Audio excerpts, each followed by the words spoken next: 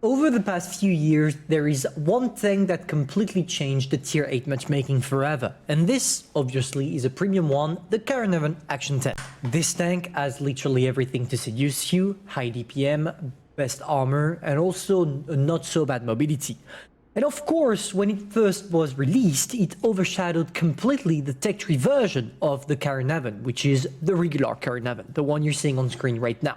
And it seems like Wargaming finally took into consideration that when you put both tanks aside, this one was eating the Caernarvon all day long. Because here you had Daniel, but here you have the cooler Daniel. And basically, Wargaming said in the 8.5 update, we're gonna try to make a difference between both tanks. And obviously, as it's a game developer, they don't want to make both tanks similar. So they had to find a way to make them different without being too different. I don't know if you're following what I'm saying right now. So Wargaming decided, you know what, we're not going to touch the armor profile, which is justified because even if it's not the best armor profile ever, for a tech tree tank, let's say that it's average and his role on the battlefield is not to get that armor boost. Neither did they work on the mobility because, as you can see, your average speed is 30 kilometers per hour, whereas on the Action 10, once again, the tank is winning because you get yourself 32. No, what Wargaming decided to change is the DPM of the Caernarvon by acting on the gun. As you can see, his average damage went from 200 to 225. And yes, it does a difference because you have yourself the only tier 8 heavy tank that can climb up to nearly 3k DPM. It's just wild sitting at 4.5 seconds of reload, the great aim time and accuracy in general, and it makes this tank relevant again, obviously on the battlefield, as if you take a look at the gun, there is not a single statistic that is not perfect. You have accuracy, you have DPM, and you have the gun depression. Literally everything you could do on the map will be useful toward your opponents. No, toward your allies and against your opponent. But is it enough to overshadow once again the Caernarvon Action 10, or at least to push it up to the podium of heavy tanks featuring this beast? This is what we're going to try to find out. So by advance, I'm sorry that in this video I'm going to compare this one quite a lot to the Action 10. And here when we take a look at it, you see that when you put yourself in all down, which is the regular playstyle you need to adopt, you can be useful. As you can see here, I'm only exposing my turret to my opponents. But unlike the Caernarvon Action 10, this one can get penetrated on the roof by any tier 9 using gold shell and some tier 8 using gold shell as well, like the Scorpion G, RHM, all the tank destroyers. And this is extremely frustrating because this is something that is impossible with the Caernarvon Action 10. But regardless, when it comes to this DPM, the Caernarvon Action 10 has 2.7k and here you have 3k, so only 300 difference. And trust me, it's not going to be that much. Sorry guys, I was nearly dying about not coughing. So here we come back to our replay.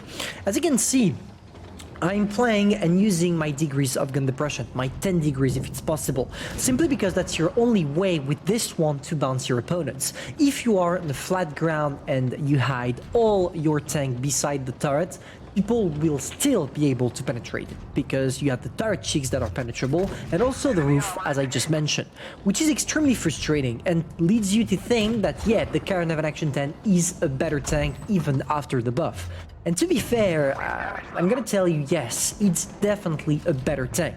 And I'm glad that Wargaming did not try to overshadow the Caernarvon Action 10 with the regular Caernarvon, because otherwise the matchmaking will be filled with those tanks.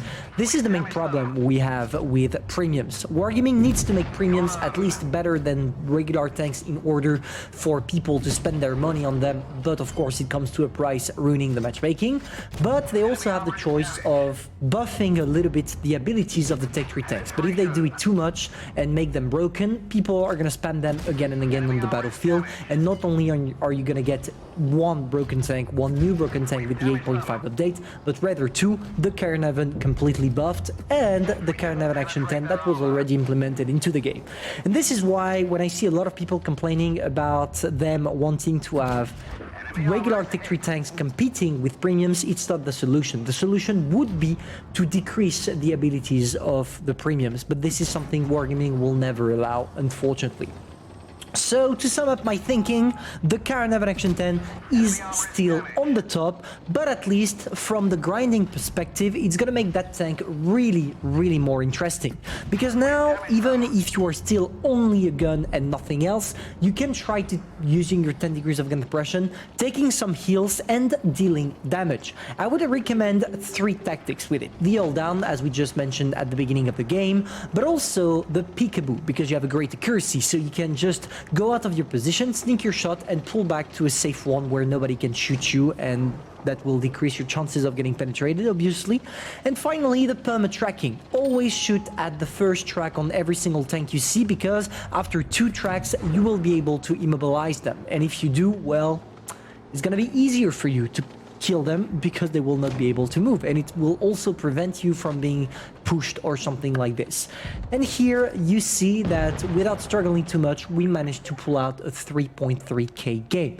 It was not necessarily the best one, I agree with you, but hey, at least I got myself that first class, that ace tanker, because it's quite easy to do it. And with the 8.5 update, I want to remind you that Wargaming is giving you some new rewards for every single medal you do. And trust me, getting first class with the Caernarvon is quite easy. Now guys, we're gonna go for a quicker battle, but a battle that will show you the strength of that new DPM Wargaming just put on the tank. Because back in the days, you wouldn't compete with half of the tier 8 tanks when it came to the DPM, and it was really hard for you to be the dominating tank of the battlefield. But here, you're gonna see that thanks to that amazing new DPM you have, it becomes way easier. Just take a look at that poor Panther, for example. I'm using the perma tracking method, shunting only the first track, and as you can see, it's working perfectly because we managed to immobilize the tank to the point where he got killed. And now you see that there is the T-54E2. And as I was just curious about my DPM, I'm gonna push the T-54, which is known to have already one of the greatest DPM at tier 8 and being one of the broken tanks, right? And now I'm pushing up with Adrenaline. With Adrenaline, you reload in 3.8 seconds. And just take a look at how easy it is for me to completely annihilate that T-54E2 out of the ground. Just take a look at this. Of course, I lost a lot of hit points in the process because the Scorpion G was sniping me as well, but it was just ridiculous. We managed to kill the guy in nearly 30 seconds, which is really quick considering we're only a tier 8 tank and not a tier 10 or something like this. So yeah, in the end, is it worth it buying back the Caernarvon if it's only to keep it? I would tell you no, especially if you already have the Caernarvon Action 10. But from a grind perspective, as I just mentioned, it's going to be quite easy for you to grind, and it's going to make it much more enjoyable for new players, pro players, pretty much everyone. So thank you Wargaming for this buff. It's a nice little one, and even if I think that it's not enough, maybe you should have tried to maybe put 4 km/h more on the Caernarvon Action, on the regular Caernarvon, in order to make it compete with the Caernarvon Action 10. I can totally understand why you didn't do that, and in its current state, the tank is quite balanced. So thank you for that, guys, and tell me, for my community, what do you think about this new tank in the comments? Did you test it?